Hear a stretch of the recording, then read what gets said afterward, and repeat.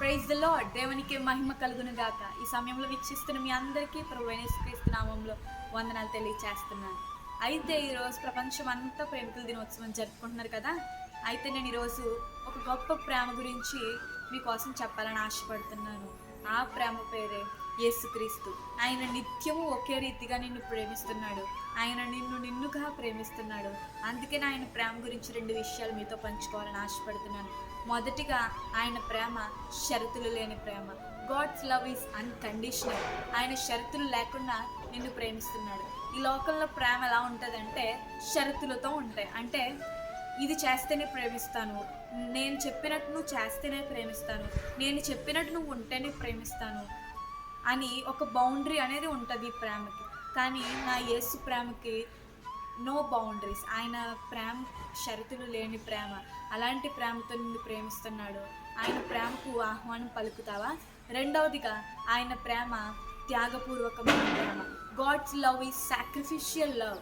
ఆయన గొప్ప ప్రేమతో నిన్ను ప్రేమిస్తున్నాడు. ఆయన ప్రేమను కనుపరచాలని ఆయన ఏం చేశాడంటే నీ కొరకు, నీ దోషముల కొరకు నువ్వు ఆయనకు దూరంగా ఉన్నావని, ఆయన ప్రేమకు దగ్గరగా లేవని తెలిసి ఆయన పరలోకమును విడిచిపెట్టి ఈ లోకమునకు నీ కొరకు, నా కొరకు, మన ఇద్దరము ఆయన ప్రేమ పొందాలని ఆయన ఈ లోకమునకు వచ్చి తన్ను తాను అర్పించుకున్నాడు, తను తాను అప్పగించుకున్నాడు.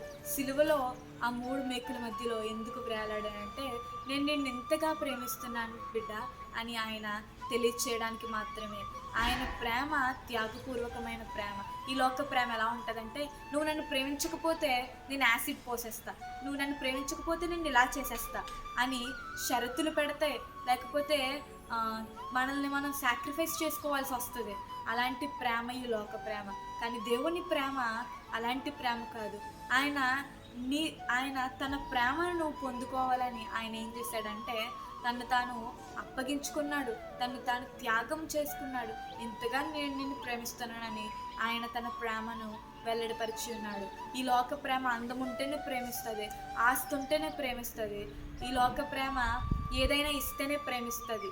లేకపోతే ఈ లోక ప్రేమ ఎలాంటిదంటే ఏదో ఒక బహుమతి ఇస్తేనే కానీ ఈ లోకంలో మనుషులు ప్రేమించరు. కానీ నా దేవుడు నీవు ఏమి ఇవ్వకపోయినా, నువ్వు ఇంకనూ పాపివై ఉండగానే, నువ్వు ఇంకనూ ఆయనకు దూరంగా ఉండగానే ఆయన తన 2 చేతులు నీ వైపు చాపి బిడ్డ నేను నిన్ను ప్రేమిస్తున్నాను అని ఆయన తెలియచేస్తున్నాడు. ఈ సమయంలో అలాంటి ప్రేమకు నేను నిన్ను ఆహ్వానం పలుకుతున్నాను. అందుకే యోహాను సువార్త 3:16 ఇలా రాయబడి ఉంది. దేవుడు లోకముని ఎంతో ప్రేమించెను కాగా ఆయన తన అద్వితీయ కుమారుని యందు విశ్వాసం ఉంచు ప్రతి వాడును నశింపక నిత్య జీవం పొందినట్లు ఆయనను అనుగ్రహించెను.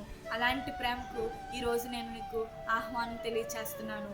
దేవుడు నిన్ను దీవించును గాక. God always loves you. Amen.